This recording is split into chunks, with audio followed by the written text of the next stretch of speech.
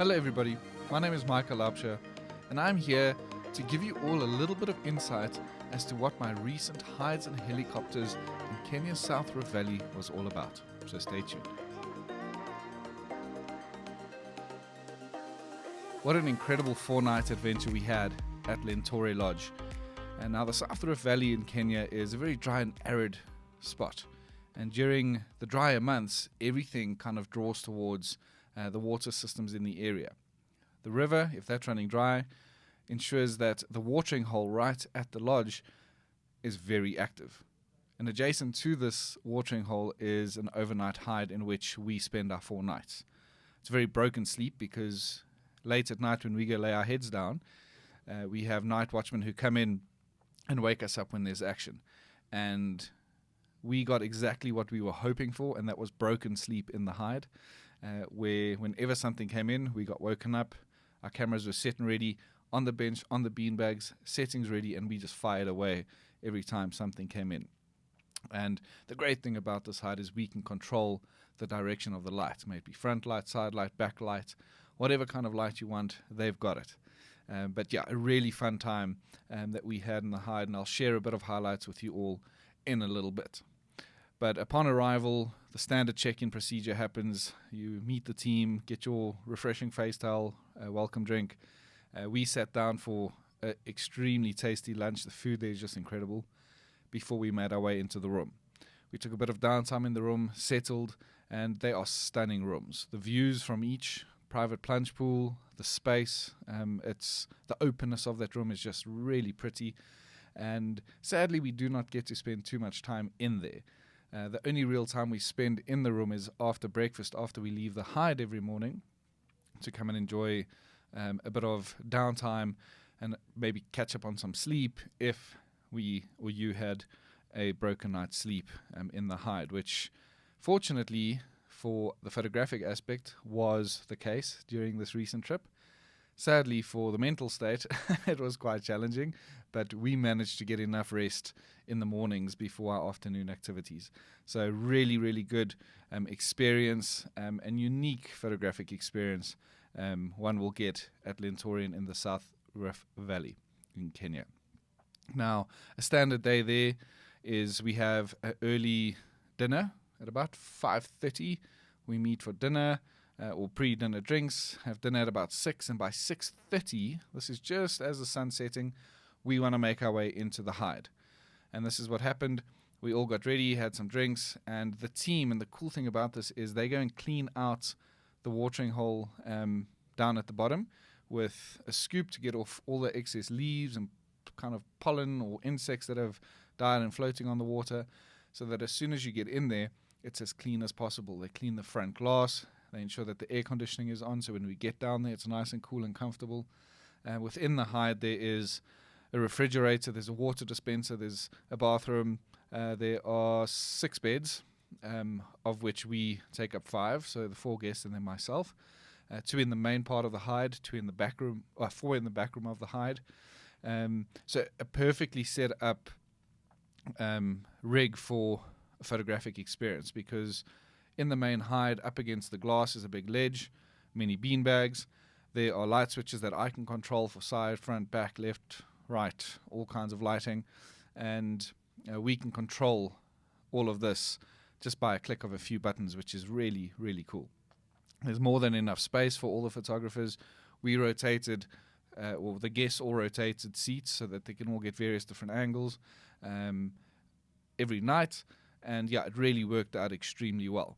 And speaking of what worked out very well, off the bat, as we entered the hide on the first evening, within 10 minutes, I was still kind of making sure all the guests were ready and set up and ready to go. Within the first 10 minutes, a lioness came in to drink, and she gave us a proper show and a really good introduction to what the experience in the Lentor hide is all about. And it sets a perfect, was a perfect start to our experience in the hide. That evening we also had striped hyena that came through, white-tailed mongoose, jennets, lots of little critters kind of came in for a quick drink. But the biggest highlight on that evening would probably have to be the caracal that came in. I remember last year I didn't get to see a caracal at this watering hole, so it was very exciting for not only myself, but there was one particular guest who was really hoping to see one, and she managed to capture it perfectly, beautifully, and yeah, it was a really special moment in the hide, and yeah, I mean, that set the standard very high for what was to be expected in the hide. And usually when you start on such a high, yeah, following that can be quite challenging. And obviously we're just sitting being hopeful in the hide, and kind of Mother Nature needs to ensure that she ups her game every night for us. But we were very fortunate that she did. The next day we were pretty much awake, photographing birds and so on. And every morning there's really good bird life that kind of comes in. They're bathing, they're drinking, they're hunting, they're doing all kinds of stuff at the water's edge. But yes, leave just after sunrise, pack up all your goods, and make your way to the main area up at the top. It's quite a long, lengthy walk out because this ground is way down. You're at eye level, at water level, as you would have seen, and far away, or far enough away from the lodge so that animals aren't kind of hesitant or skittish to come in when there's movement of staff or talking of staff members up at the main area. There won't be any other guests because on a wildlife scheduled tour to the area, you take exclusive use of the camp, which is really a cool highlight. But as I said, just after sunrise, make your way up for a yummy breakfast, which is then followed by a bit of downtime. What you want to do with that downtime is entirely up to you for the most part. Our guests kind of took that time to just relax. One guest went running, one was looking for a woodland kingfisher, but for the most part we just kind of took it easy and had a bit of a rest because of the broken night's sleep in the hide the night before. The afternoon activity that we had on that day was we had Soralo. There's an organization there that kind of gives back to the community and the conservation area to ensure that there's harmony and balance between wildlife and human and livestock living all in the same place. But we had a chat to a section of their team, and that part of the organization is called Rebuilding the Pride.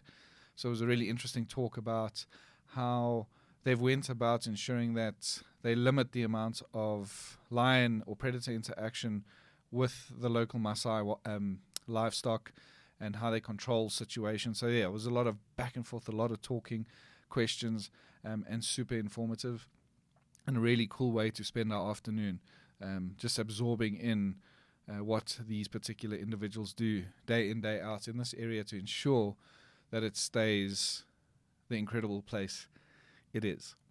That was then followed by yet another early dinner. Same routine, guys go down, they go clean the watering hole for us, and after dinner at about 6:30, we make our way back into the hide. Now remember, this night was quite a slower start for us.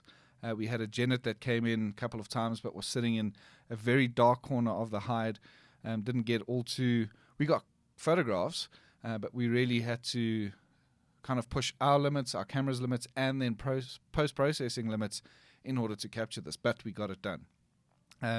We had really good leopard sightings that evening, but only much later.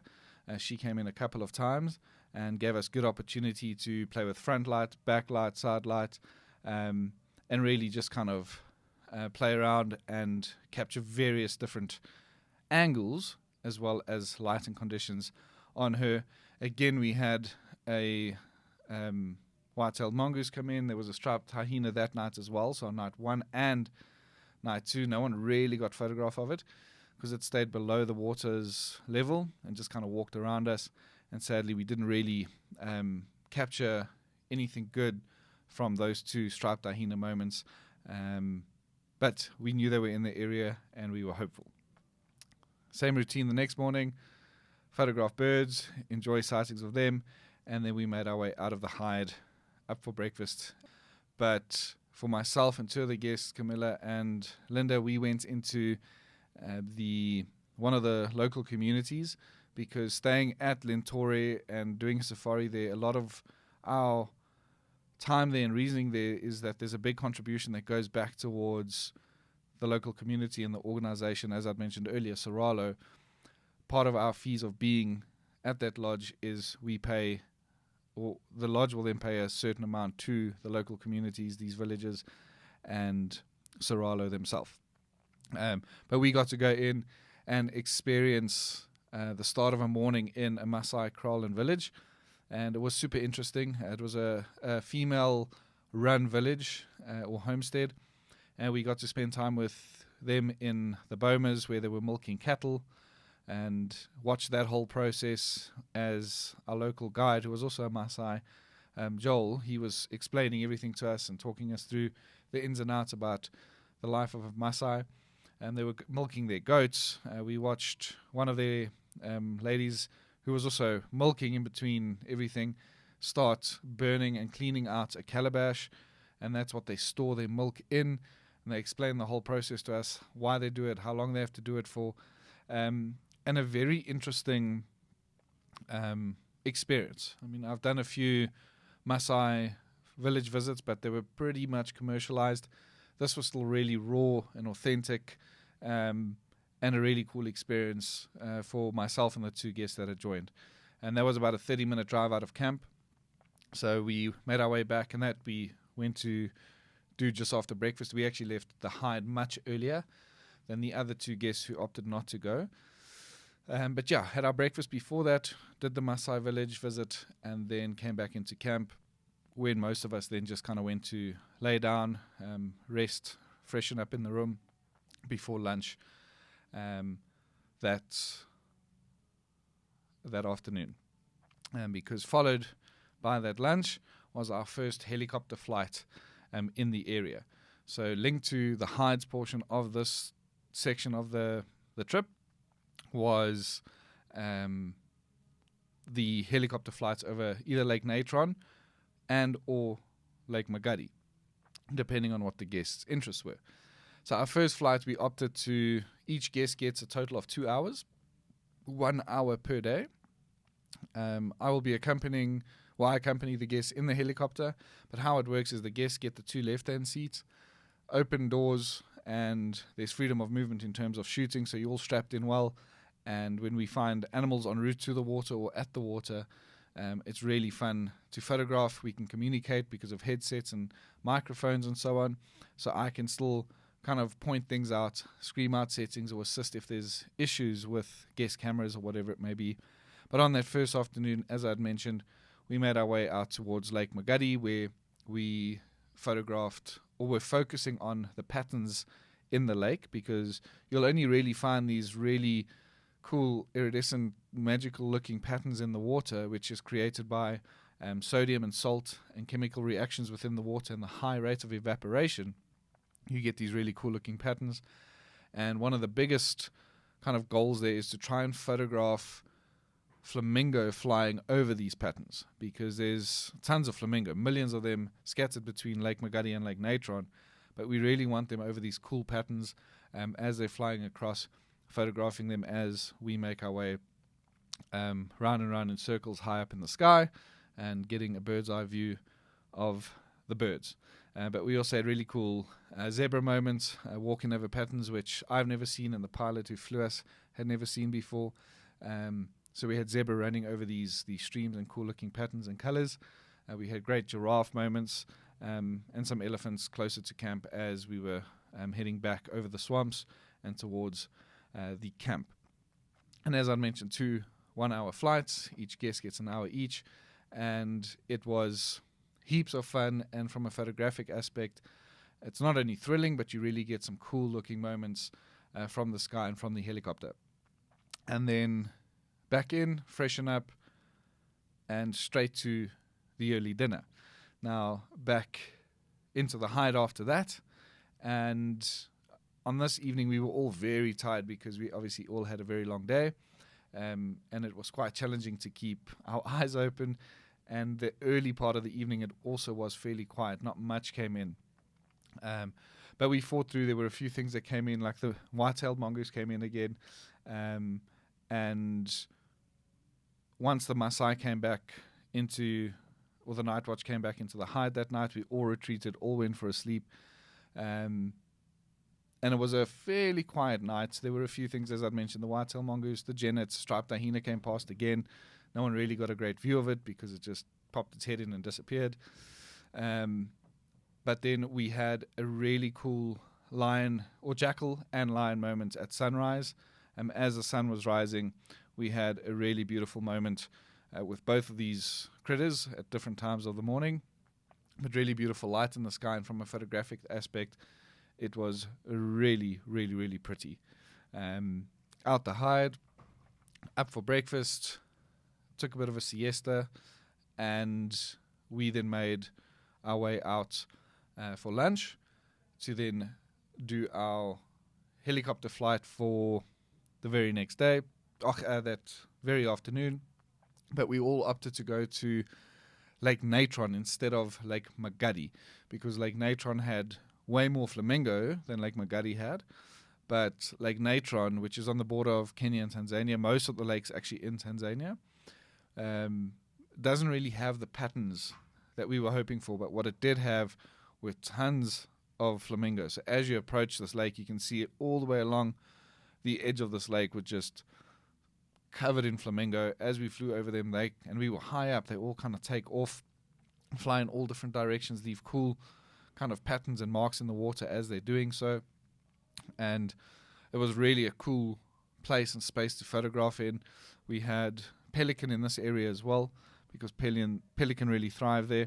And we really had a great time photographing these species around there.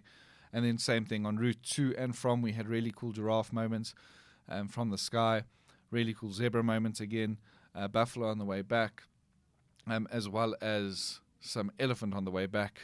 But we obviously don't spend all too much time with the land-based animals when flying there, because they do get a bit nervous, and they do, because obviously allowed helicopter. So we kind of do a flyby, pick up the altitude, do another loop around, and then make our way out of the area. So we don't disturb them all too much.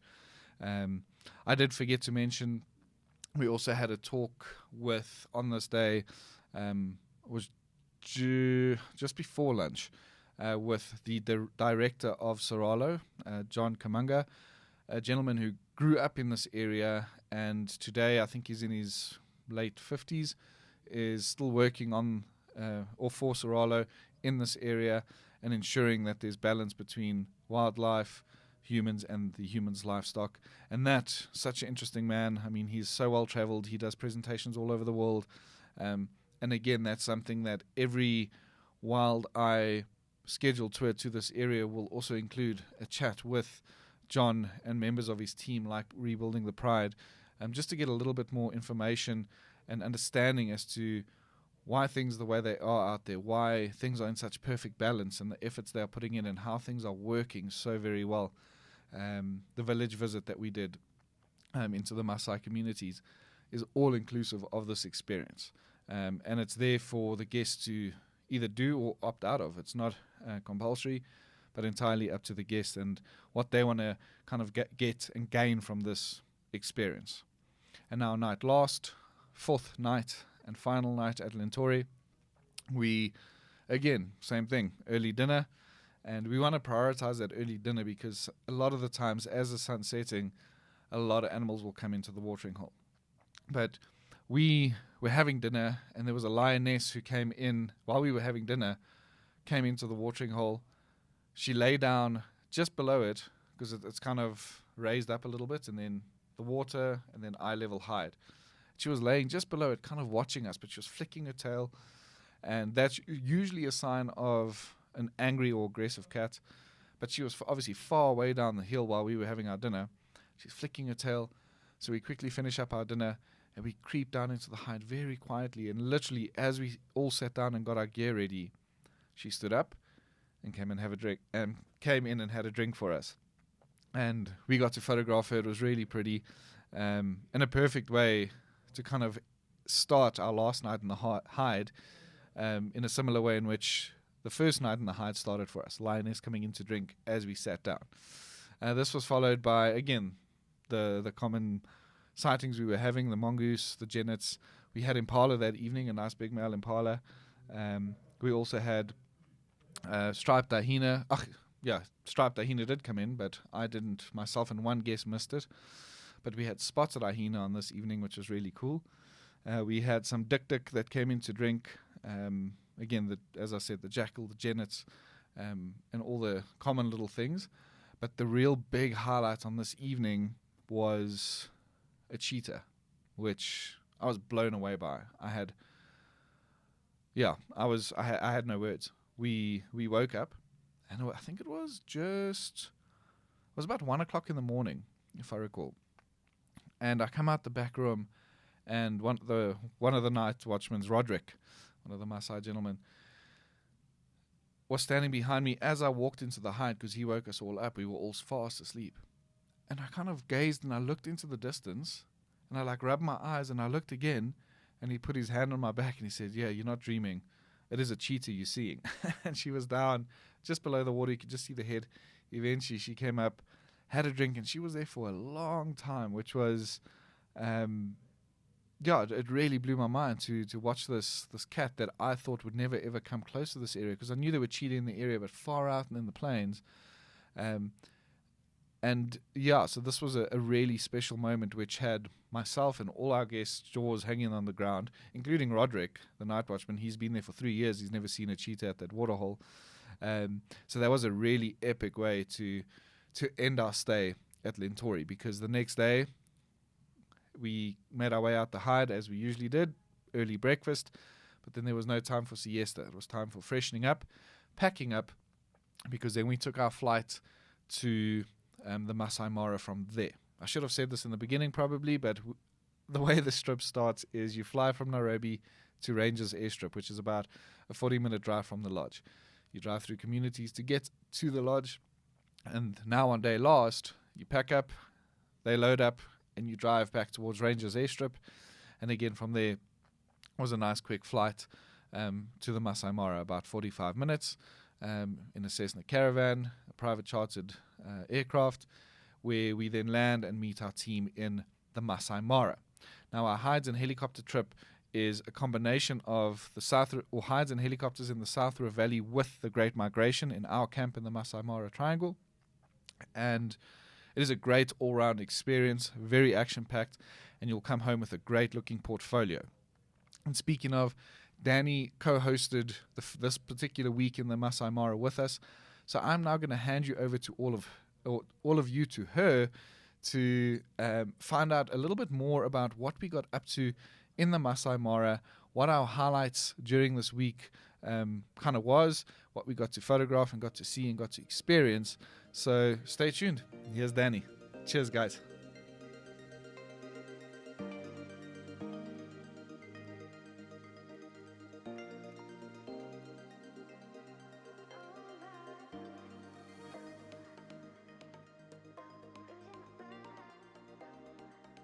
Thanks, Mike, and it sounds like you guys had a wonderful time on your Hillies and Heights adventure.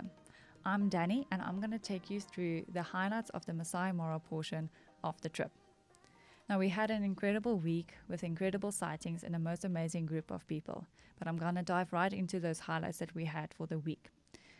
On Sunday afternoon, for our first official game drive, we drove around about for 30 minutes before we saw a group of wildebeest building up at Peninsula. We parked there and waited for about 10 minutes before they started to cross the river. Now, if this was how the week started, I did not wanted to know how the week would end. Monday morning was just as amazing as the previous day. We found a black rhino male being chased around by female lions. Now, this was the first time for me to see this interaction between the two Big Five members. The rhino did not want to give in, and he chased around the females until they gave up and walked away. We ended our Monday afternoon as well with a male lion walking straight towards the vehicles, giving us the most amazing photographic opportunities. On Tuesday morning, the whole day actually, was time for the cubs to come out. Tuesday morning, we saw 3 female lionesses with a cub of about 6 months old, playing around, the females teaching the cub vital surviving skills and stalking skills, how to hunt. And it was amazing to see the interaction between all of them playing with one another. We thought it couldn't get any better, but that afternoon we saw a female with 2 tiny little cubs. They were around about a month and a half old. They walked far, far distances, and I couldn't believe how these little legs of the tiny little cubs could keep up with their mom, but they did. The grass was quite long, and we didn't have a lot of photographic opportunities, but we knew in which area they were, and we were going to go out and go search for them again. Wednesday morning was a first for me once again, when me and a few of our guests went out on a balloon safari. It was incredible to see the Masai Mara from above and just float around, seeing all the animals from a different perspective. We floated above the Masai Mara river, and it was just incredible to see all the hippos and the crocodiles and everything in between. The afternoon was once again an amazing day, where we saw the mom and the 2 little cubs again in the shortest grass that you could wish for, playing around with one another, jumping on top of one another, and it just was the most amazing photographic opportunity that we could ask for. On Friday, we once again had the female with the tiny little cubs, and we almost saw a crossing again with a female lion ruining, but also not ruining the crossing for us. She was stalking the wildebeest on the opposite side of the river, and she was successfully caught a wildebeest. So that was also a very nice and interesting interaction to see between everyone. On Saturday, just before we headed back to the airstrip, it was another great day for lions, and we saw the 3 female lions with the older cub, the 6-month-old cub, playing around again, chasing one another around. It was just amazing to see the interaction between all of them. Now, we had a total of 4 crossings, which is an amazing week, and it was a first for many of our guests to see a crossing, a first for many of our guests to see tiny little cubs, and definitely a first for me seeing a black rhino interaction with lions. I hope you enjoyed both the Helis and Hides and the Masai Mara update and the highlights that we had, and I hope that one day you can join us with our trips. If you are interested in our Masai Mara Migration or Experience Week, or our very exclusive and limited Helis and Hides trip, please do get in touch with us.